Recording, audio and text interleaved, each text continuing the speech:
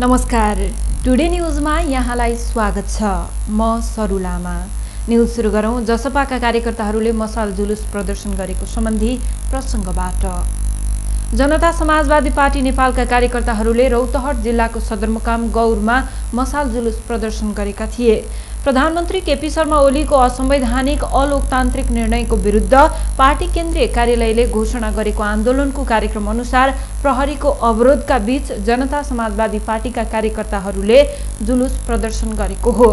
प्रधानमन्त्रीको सिफारिसमा राष्ट्रपति विद्यादेवी भण्डारीले गरेको प्रतिनिधि सभा विघटनको विरुद्ध जसपा आन्दोलनमा उत्रेका हुन्।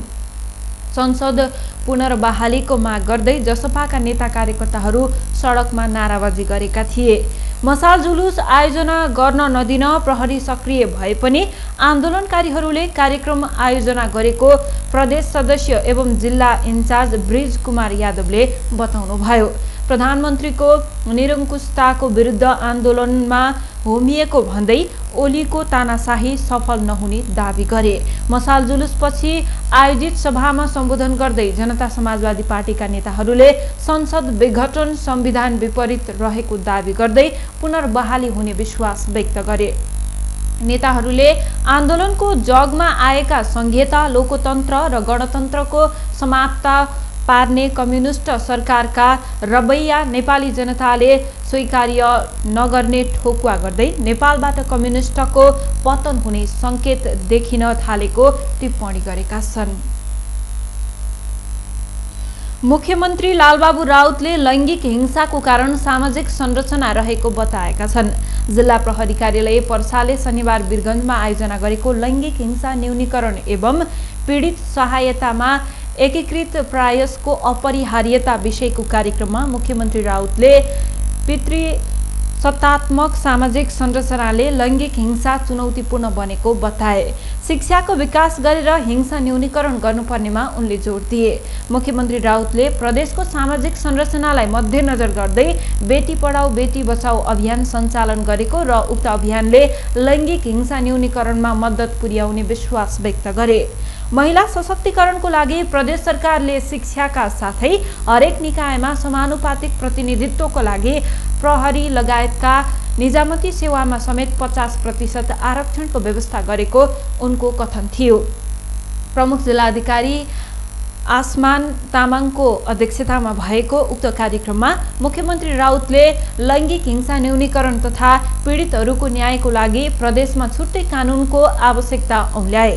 हिंसा पीडितको लागि सहायता कक्ष निर्माण गर्नको लागि जिल्ला प्रहरी कार्यालयले थालेको पहलको प्रतिनिधि सभा सदस्य प्रदीप यादवले प्रशंसा गरे। यो अभियान पर्सामा मात्रै नभई प्रदेश नम्बर 2 का 8वटा जिल्लामा सञ्चालन हुनुपर्ने धारणा उनले राखे। कार्यक्रममा प्रदेश सभा सदस्य करिमा बेगम, ओम प्रकाश शर्मा, भीमा यादव लगायतले सहायता कक्षको आवश्यकता औल्याएका थिए। सो अवसरमा प्रदेशसभा सदस्य रमेश पटेलले सहायता कक्षको लागि 1 महिनाको तलब बापतको 50,000 रुपैयाँ सहयोग गरेका थिए। त्यस्तै वीरगञ्ज महानगरपालिकाका मेयर विजय सरावगीले सहायता कक्ष निर्माण गर्नको लागि जग्गा उपलब्ध गराउने घोषणा गर्दै 5 लाखको चेक पर्साका प्रहरी प्रमुख गंगा पन्तलाई हस्तान्तरण गरेका थिए।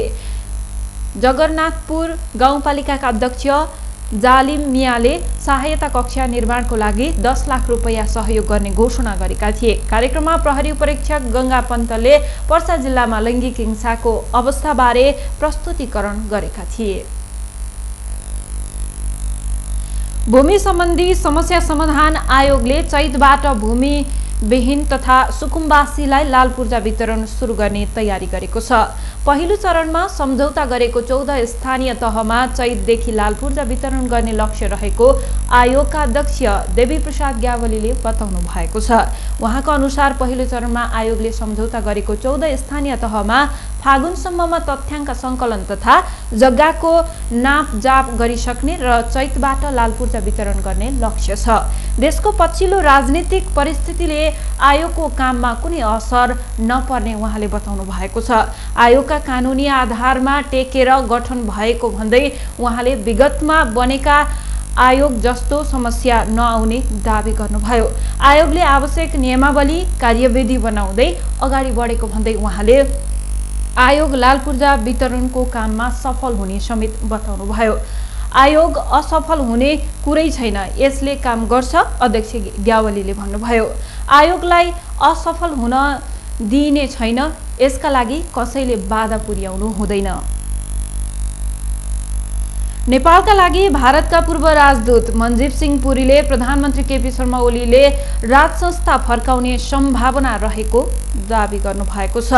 नेपालको पछिल्लो राजनीतिक घटनाक्रमबारे भारतको अंग्रेजी राष्ट्रिय दैनिक द ट्रिब्युनमा लेख्दै पूर्व राजदूत पुरीले वर्तमान घटनाक्रम हेर्दा नेपालमा राजसंस्था पुनर्स्थापना हुने सम्भावनालाई नकार्न नसकिने विश्लेषण गर्नुभएको छ।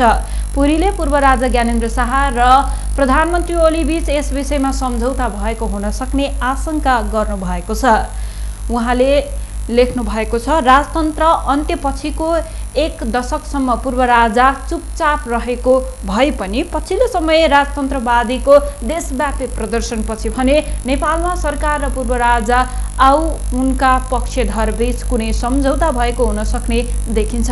पूर्व राजा वा उनका समर्थकसँग सम्झौताको सम्भावना अस्वीकार गर्न सकिँदैन। कोरोना महामारीको कारण चैतको सुरुदेखि नै बन्द रहेको सिनेमा हल अझै सञ्चालनमा आउन सकेको छैन। कोरोनाको रोकथाम तथा नियन्त्रणका लागि सरकारले लकडाउन हुनुभन्दा अगाडिदेखि नै सिनेमा हल बन्द गर्ने निर्णय गरेको थियो। तर लकडाउन समाप्त भई सामान्य अवस्था झैं विभिन्न क्षेत्रको गतिविधि सुरु भए पनि सिनेमा हल भने सञ्चालन गर्नतर्फ सरकारले कुनै चासो देखाएको छैन। सरकारले सिनेमा हल सञ्चालनमा कुनै चासो नदेखाएपछि नेपाल चलचित्र संघले शुक्रबारदेखि नै स्वघोषित रूपमा हल सञ्चालन गर्ने चेतावनी दिएका थिए। तर चलचित्र संघले सिनेमा हल सञ्चालन गर्ने बताए पनि जनकपुर धाम स्थित प्रदेश नम्बर 2 का हरेक सिनेमा हल सञ्चालनमा आउन सकेको छैन। जनकपुर धाम सहित प्रदेश नम्बर 2 का करिब 30 वटा सिनेमा हल रहेको छ। झण्डै 10 महिनादेखि हल बन्द हुँदा हल सञ्चालकहरूलाई करोडौंको क्षति भएको छ। केही दिन यता नेपालका लागि चिनिया राजदूत हौ यान्छीले राष्ट्रपति विद्यादेवी भण्डारीदेखि नेपाल कम्युनिस्ट पार्टी नेकपाका दुवै समूहका शीर्ष नेताहरूलाई भेटवार्ता गरेकी थिइन्। उनको यो भेटले नयाँ दिल्लीमा भने तरङ्ग सिर्जना गरेको छ। भारतका प्रमुख सञ्चार माध्यमहरूले उनको भेटलाई निकै प्राथमिकताका साथ प्रकाशित गरेका छन्। उनको नेपाली नेताहरूसँगको भेटले नयाँ दिल्लीमा 1 लाखको तरङ्ग सिर्जना गरेको छ।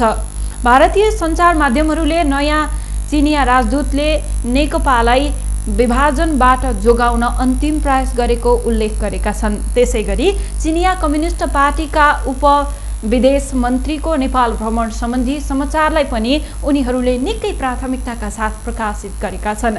भारतीय पत्रिका दि हिन्दुस्तान टाइम्सले नेपाललाई फुट्नबाट जोगाउन अन्तिम प्रयास गर्ने उद्देश्यले चिनिया राष्ट्रपतिले विशेष टिम पठाउन लागेको उल्लेख गरेको छ। काठमाडौँ स्थित चिनिया राजदूतले नेपालका प्रमुख नेताहरूलाई भेटेपछि सो टिम पठाउन लागेको पत्रिकाले उल्लेख गरेको छ। त्यसैगरी भारतको अंग्रेजी अनलाइन दि प्रिन्टले नेपाललाई पुनः एकीकृत बनाउने प्रयास सफल नहुने र चीनको व्यर्थको प्रयास रहेको उल्लेख गरेको छ। त्यसैगरी दि हिन्दू पत्रिकाले पनि सो सम्बन्धी समाचारलाई निकै प्राथमिकताका साथ प्रकाशित गरेको छ।